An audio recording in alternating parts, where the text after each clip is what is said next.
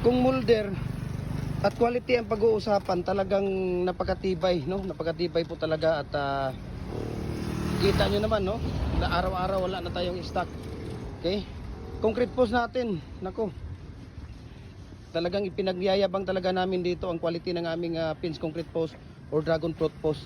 Especially sa mga molder natin. Talagang 15 to 18 minutes, pwede na nating tanggalin. Saan ka pa nun? Di ba? O, tingnan mo, napakabilis. Kung gusto mo na mabilisan na production, walang iba, Gem Hardware ang Kukulamber Concrete Products, Kanituan Brands, Gem Hardware ang Kukulamber Concrete Products, Balulang Brands, Triple ANF Kukulamber, ang ating YouTube channel, Gem Hardware Kukulamber Concrete Products, Balulang Brands, at saka yung ating personal Facebook account, Felix Tan Pagikan Jr., at saka sa ating Instagram account, Felix_Pagikan 2000, at saka yung ating TikTok, Gem Hardware Cagayan de Oro or Felix Tan Pagikan.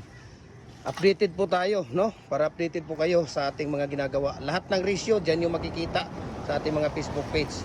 Talagang pinagmayayabang talaga namin itong quality ng aming mga ginagawa. Kung makikita ninyo, talagang napakaganda, 'di ba? Sa forma pa lang at sa hugis pa lang talagang napakatibay. Kaya ano pang hihintayin niyo? Message niyo ako, share ko sa inyo ang price list sa shipping details dito. Ayan, kahapon ito yung mga ginagawa nila kahapon, binaliktad namin ngayong umaga. Mamaya i-rearrange namin ito mamaya. Ayan. Kung makikita ninyo, napakatibay po. So maraming salamat and God bless po sa ating lahat. Ayan.